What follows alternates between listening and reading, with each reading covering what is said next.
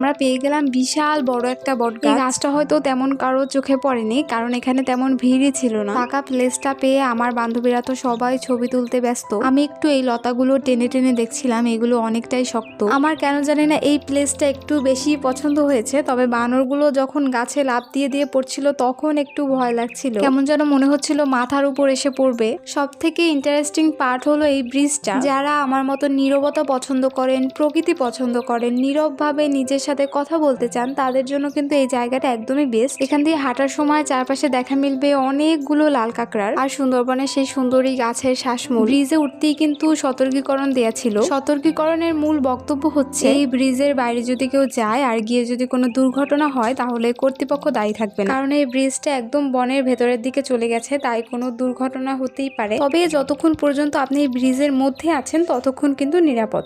এই একজন মহারাজ বসে আছেন, ভেবেছিলাম ওই বোতলটা ক্যাচ ধরবে, তা সে নিজেই ভয় পেয়ে গেছে। কিছুক্ষণ হাঁটার পরে ওয়াচ টাওয়ারের দেখা মিলল। ওয়াচ টাওয়ারের উপর থেকে কিন্তু করমজলের পুরো এরিয়াটা উপভোগ করা যায়, তবে আমাদের উপরে ওঠার একটুও এনার্জি ছিল না, তাই আমরা সোজা বেরিয়ে চলে আসি গেটের কাছে। সুন্দরবন এসে ডোরাকাটা বাঘ না দেখলে পুরো ট্যুরটাই অসম্পূর্ণ। তবে এই গেটের কাছে এসে একটা ডোরাকাটা বাঘের সাথে দেখা হয়ে গেল। লাস্ট বাঘের সাথে একটু ভিডিও করে এখন আমরা চলে যাব আমাদের ঘোরা শেষ। এখানে বসে এই ভিউটা উপভোগ করছিলাম, এত সুন্দর লাগছিল আর অনেক সুন্দর হাওয়া দিচ্ছিল। কয়েকজন লোক আবার নদীর ঘাটে হাত মুখ ধুতে নেমেছিল, তাদের আবার বকাঝকা করেছে যে কুমিরে টেনে নিয়ে যাবে। এরপরে আমরা মংলার দিকে রওনা হই। অল্প সময় সুন্দরবন দেখতে চাইলে বেস্ট অপশন হলো করমজল। মংলার এদিকে আবার কয়েকটা এরকম দোকানপাট আছে যেখান থেকে যার যা খুশি আচার ঠাচার কিনতে পারে। আমি এই কয়েকটা জিনিস কিনেছিলাম, তবে আমার বান্ধবীরা অনেক কিছু কিনেছে। তো আজকে এই পর্যন্তই। Thanks for watching.